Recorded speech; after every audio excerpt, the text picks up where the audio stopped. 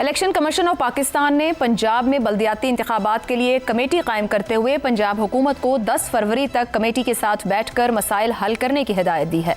Chief election commissioner ने chief secretary से कहा है कि वजीर आला को संजीदगी से आगाह करें, अगर मजीद एक्शन लिया तो शर्मिंदगी होगी। जरूरत पड़ी तो 20 फरवरी को वजीर आला पंजाब को बुलाएंगे। कमीशन ने कहा कि वो मामलात खुद टेक ओवर करते हुए इंतखाबात करवा देगा। शर्मिंदगी है कि पंजाब में 2021 से मकामी हुकूमत नहीं है। समात 20 फरवरी तक मुलतवी कर दी गई है। पंजाब लोकल गवर्नमेंट कवायद गुज़िश्ता साल 13 अक्टूबर तक खत्मी होने थे। लोकल गवर्नमेंट इंतखाबात के कवायद 15 नवंबर 2025 तक फराहम करने थे।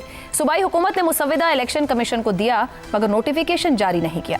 हुदूद की हदबंदी और दर्जाबंदी का नोटिफिकेशन 22 दिसंबर 2025 तक होना था और यूनियन काउंसिल्स की तादाद को 21 दिसंबर 2025 तक नोटिफाई होना था, लेकिन ये सब ताहाल नहीं हो सका।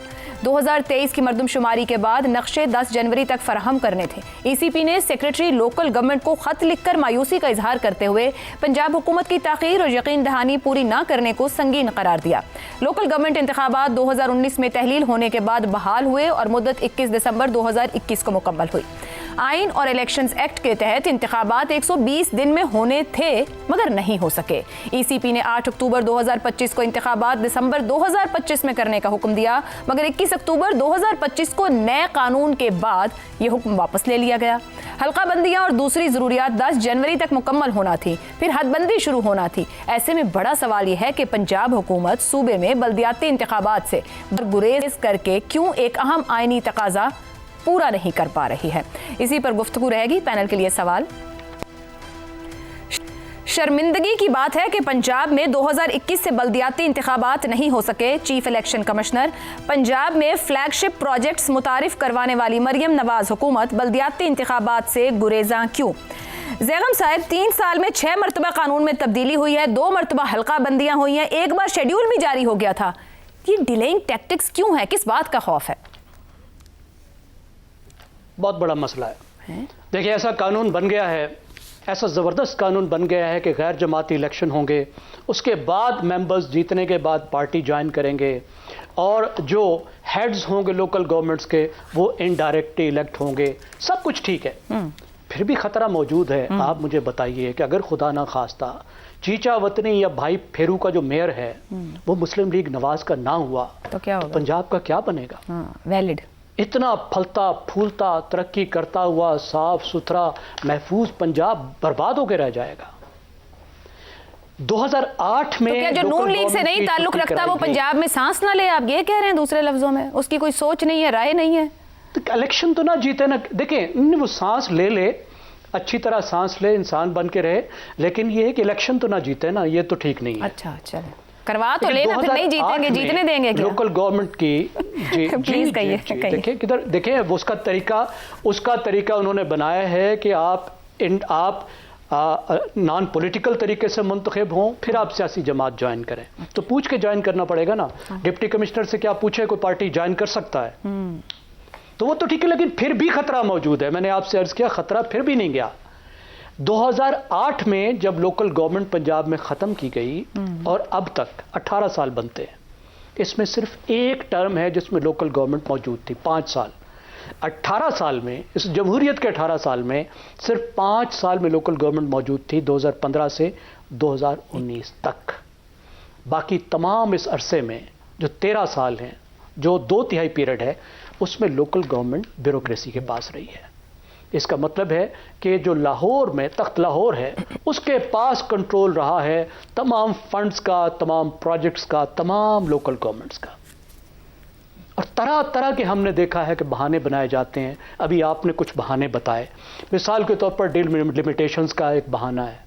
अच्छा, कानून बन गया, लेकिन कानून के जब तक आप रूल्स ना बनाए तो वो कानून पर अमल दरामद नहीं हो सकता। ये भी एक मजाक है।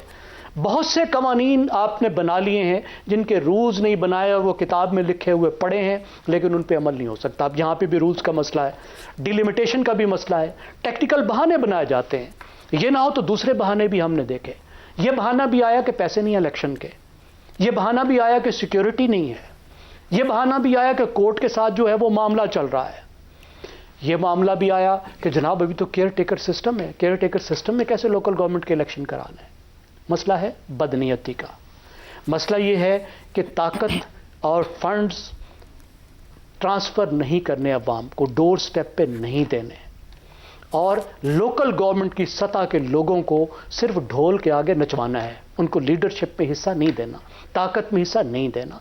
जो ताकत रहेगी वो एमपीएस और एमएनएस के पास रहेगी। जो कहने को लेजिस्लेटर है, काम उनका ये है कि वो आके कानून साजी करें, उनका कुछ ताल्लुक नहीं होना चाहिए लोकल गवर्नमेंट के काम से, म्यूनसिपलिटी के काम से, लेकिन वो कराते हैं म्यूनसिपलिटी का काम। कमीशन भी मिलता है, वोट भी पक्के होते हैं, तो वो क्यों छोड़ने को तैयार होंगे? तो मैंने आपसे अर्ज़ किया पहले भी कि ये जो पॉलिटिकल इकॉनमी है पाकिस्तान की, वो इस बात की इजाज़त नहीं देती पाकिस्तान के इन सियासी जमातों को, सियासी वडेरों को, 350 सियासी ख़ानदानों को, कि वो एक मजबूत लोकल गवर्नमेंट की तरफ जाए। और मजबूत क्या, यहाँ तो लोकल गवर्नमेंट की तरफ जाने को तैयार नहीं है। आमिर साहब, पंजाब हुकूमत और मरियम नवाज की कारकर्दगी, बहुत से फ्लैगशिप प्रोजेक्ट्स मुतारिफ करवाए गए हैं, काम भी बहुत किया जा रहा है, क्रेडिट लिया भी जा रहा है, कौमी और बैनुल अक़वामी इदारे भी तारीफ भी कर रहे हैं, सताइश भी दे रहे हैं। इतने सब के बावजूद कोई बहाने, कोई डर, कोई खौफ, क्या सियासी मकबूलियत पर यकीन नहीं रहा मुस्लिम लीग नून को? अच्छा, हम अक्सर इस प्रोग्राम में एक लीड कैप्चर की बात करते हैं ना, तो वो सवाल ये है कि लीड कैप्चर कैसे हो जाता है। ये मकामी हुकूमतों का एक मजबूत और फाल निज़ाम जो है, ये सबसे बड़ी जमानत है लीड कैप्चर के खिलाफ। ये हुकूमतें एक पॉलिटिकल नर्सरी होती हैं किसी भी मुल्क के लिए, किसी भी निज़ाम के लिए। आप उसका एक अंदाज़ा इस चीज़ से लगा देते हैं कि 1979 में जब लोकल इलेक्शंस में ये पता चला था कि पीपल्स पार्टी जो है वो पूरे मुल्क पे उसका गलबा है, जहाँ तक अवाम का ताल्लुक है उस हद तक, तो वो इलेक्शंस ख़त्म करके 1983 के अंदर गैर जमाती बुनियाद के ऊपर इलेक्शन करा के एक नई पॉलिटिकल एलीट जो है उसको क्रिएट किया गया था पाकिस्तान के अंदर। और वही पॉलिटिकल एलीट 1985 के गैर जमाती इंतखाबात के अंदर सामने आई है, और आज तक इस कोई वजह है आशा के 1985 के इंतखाबात को पाकिस्तान में होने वाले तमाम इंतखाबात की मां कहा जाता है, क्योंकि ये जो मौजूदा हमारी पॉलिटिकल एलीट है, ये वहीं से उसका आगाज हुआ और वही इस निज़ाम को आगे लेकर चल रही है। अब अगर आप इस मुल्क के अंदर इजाजत दे देंगे कि नई पॉलिटिकल नर्सरीज क्रिएट हो, वक्तन फवक्तन मकामी इंतखाबात होते रहें, जिनमें हिस्सा लेना इतना महंगा और इतना मुश्किल काम नहीं है जितना सूबाई या कौमी इंतखाबात में हिस्सा लेना है, उसके अंदर नौजवानों की बहुत बड़ी तादाद जो है वो सामने आ सकती है। तो ये एक direct and clear and present danger कहते हैं ना, ये हमारी मौजूदा अशराफिया के लिए एक क्लियर एंड प्रेजेंट डेंजर है। देखिए, कानून जो है ना, वो उसके पीछे छुपना या रूल्स के पीछे छुपना या ये कहना कि जी अभी ये काम रहता है या अभी वो काम रहता है, ये सारी की सारी बहाने बल्लेबाजी होती है। बुनियादी तौर पर मसला ये है कि हमारी मौजूदा सियासी एलीट जो है वो नहीं चाहती कि उसका एक नेबल बदल पैदा हो इस मुल्क के अंदर, और वो नेबल बदल पैदा करने का एक बहुत ही मौसर तरीका ये मकामी हुकूमतें होती हैं, ये मकामी हुकूमतों के इंतखाबात होते हैं। तो अगर ये खौफ उनको किसी दूसरी जमात का नहीं है, और ये सब वही करेंगे। आप देखें कि जब भी कोई डिक्टेटर आता है पाकिस्तान के अंदर, उस वक्त तो आपके लोकल इलेक्शंस हो जाते हैं, क्योंकि उसको भी अपने नए हमातियों को, एक नए ब्रांड ऑफ पॉलिटिशियंस की ख्वाहिश होती है जो कि उसको सपोर्ट करे। लेकिन जब मुंतखब हुकूमतें आती हैं तो हमेशा ये मकामी हुकूमतों और मकामी इंतखाबात का मामला जो है वो अल्तवा में पड़ जाता है। उसकी वजह यही है कि वो उनको एक दूसरे से खतरा नहीं होता, एक दूसरे में तो वो बारियों वाला सिस्टम बहुत अच्छी तरह से समझते हैं। उनको एक नई पौध के सामने आने से खतरा होता है, जो कि इस अशराफिया का, ये पॉलिटिकल एलीट का जो कैप्चर जिसको हम कहते हैं, उसका खात्मा हो सके, और यही बुनियादी खौफ है। दुरुस्त हो गया। शहजाद चौधरी साहब, पंजाब हुकूमत अपनी ख्वाहिश पर मबनी कानून भी ले आई, फिर भी इंतखाबात करवाने को तैयार नहीं है। मजबूत वन पेज के साथ भी अवाम को उनका हक ना देना, बल्दियाती इंतखाबात ना करवाना, क्यों? पहले तो एक तस्हीह की इजाज़त दीजिए। वो आपने सवाल पूछा था ज़ैगम साहब से, आपने कहा कि सांस भी ना लें। हाँ। तो बिल्कुल उन्होंने कहा कि नहीं, सांस ले सकते हैं। मेरे ख्याल में सांस नहीं लेना चाहिए, क्योंकि स्मॉग की जो हालत है लाहौर के अंदर आजकल शायद थोड़ी बेहतर होगी, लेकिन इस तरह के मौसम में सांस नहीं लेना चाहिए। और अगर लेना है तो आज नंबर 1 पर था लाहौर आलूदा शहरों में। कोशिश उन्होंने बहुत की है, लेकिन आज का नंबर बता रही हूँ।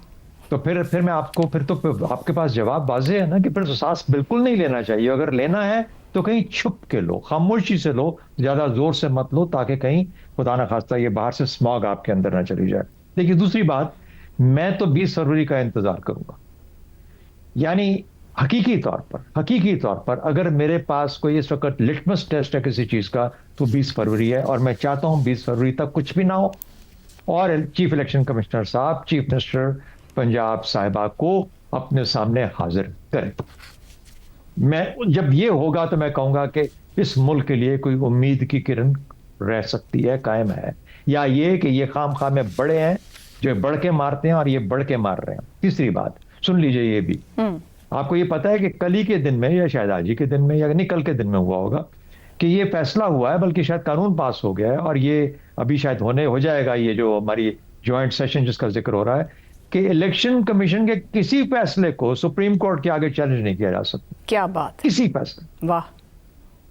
तो ये अब जब ये तीन चीजें हो गई तो फिर मुझे तो यूं लगता है कि जैसे इलेक्शन कमिश्नर साहब के पास वाकई एक ऐसी ताकत आ रही है जिसके बाद वो चीफ मिनिस्टर पंजाब साहिबा को अपने सामने हाजिर कर पाएंगे, क्योंकि अगर उन्होंने कुछ ना किया, बाकी बातें सब हो चुकी, मुझे उसको दोहराने की जरूरत नहीं है। जिसमें कहा गया कि इख्तियार, वसाइल और सियासत, ये तीनों ही अगर किसी और की तरफ चले जाएंगे तो खौफ कितना बढ़ जाएगा, बहुत ज्यादा बढ़ जाएगा ना।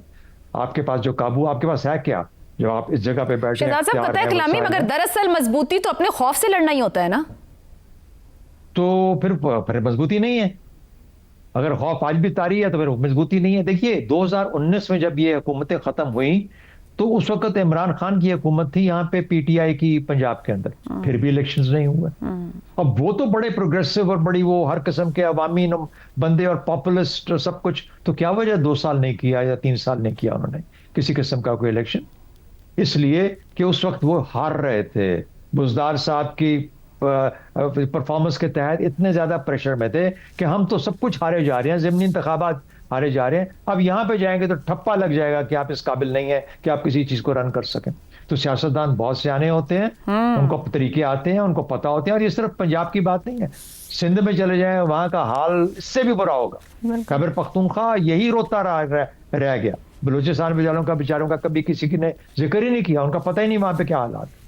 तो बाहर सूरत ये पाकिस्तान की अवामी लोगों की मसले, कहीं से कोई खुदा न खासा लीडर ना खड़ा हो जाए और ऐसा लीडर जो हमारी जो हैसियत है, जो हमारा होल्ड है, उसको चैलेंज ना कर पाए। और जब ये चीजें सामने, खौफ और डर सामने आते हैं, तो फिर चाहे जो मर्जी साथ खड़ा हो, जो पलड़ा हो, जो पेज है, उस पेज के अंदर थरथराहट पैदा हो जाती है और वो हर जगह, हर वक्त और हर मौके पे रहती है।